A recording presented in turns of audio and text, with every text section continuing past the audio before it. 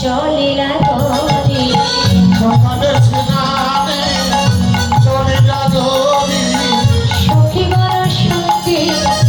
আনন্দ ভরি সতীকাল সাথে আনন্দ ভরি সুগন্ধিত লহরে লইয়া সর সখী চলিল ধাইয়া সুগন্ধিত হলুদ লইয়া সপচন্দি চলিল ধাইয়া দেহ তব সর ভূষণ নীলা দেহ তোমার ভূষণ লইয়া রায়ের বেরিয়া সবে চলিলা রায়ের বেদিয়া সবে চলিলা দূরে হেরি দেখে নাগররা তুরে হেরি দেখে নাগর নালা ভুলিল গো তবন ভুলিল গহন গগন নালা রায়ের মহেরি বিভোর হইয়া রায়ের হেরি বিমল হইয়া মনে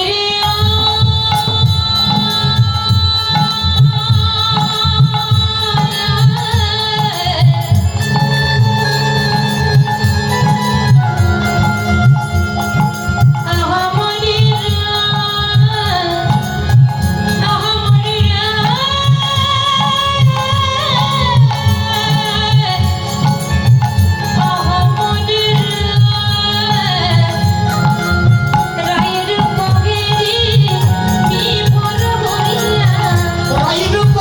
হেরি বিমল হইয়া গহনের সাথে পড়ে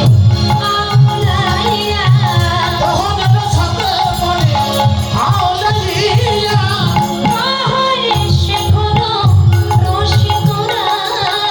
কহালে সেখানে রসিকরা ওরে ভুলিল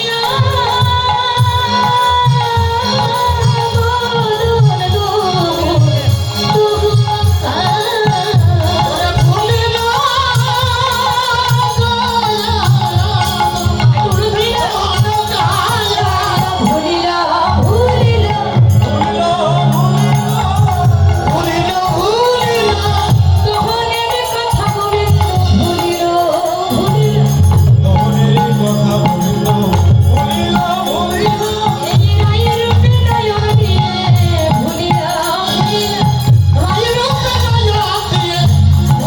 ভুলিল রায়ের বেলায়া দিয়ে ভুলিল ভুলিল রায়ের বেলায়া দিয়ে ভুলিল ভুলিল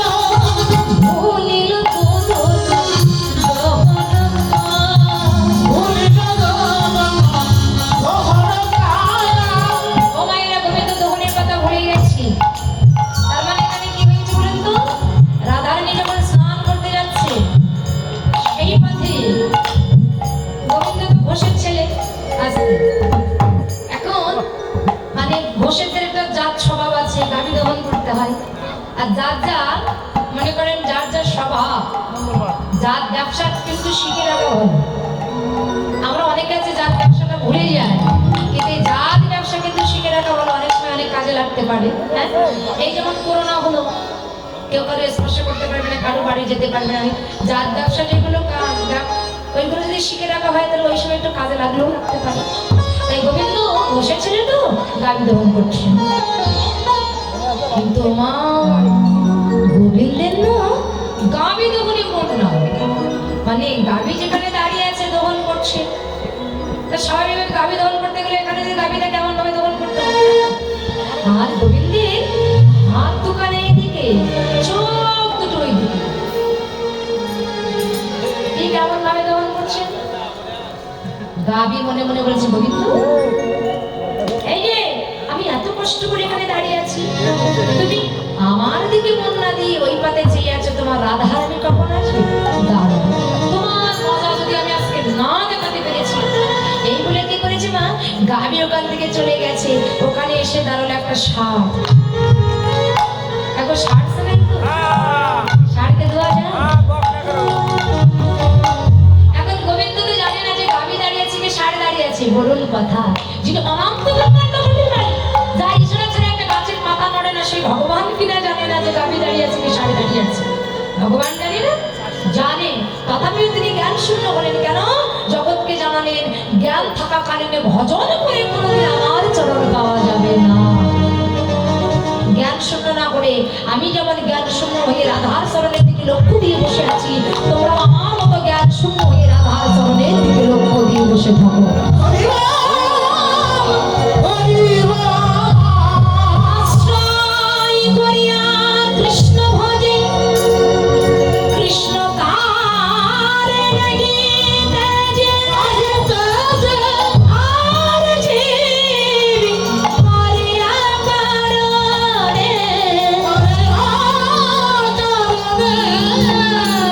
আশ্রয় করে কৃষ্ণকে ভজন করতে হবে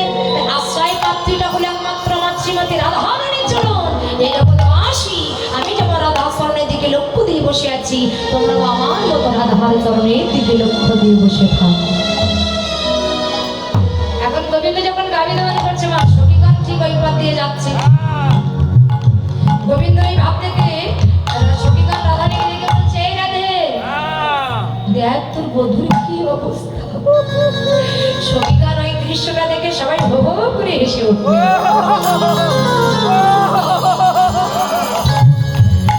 সবাই হো হো করে হেসে উঠে বলছে ও রাধে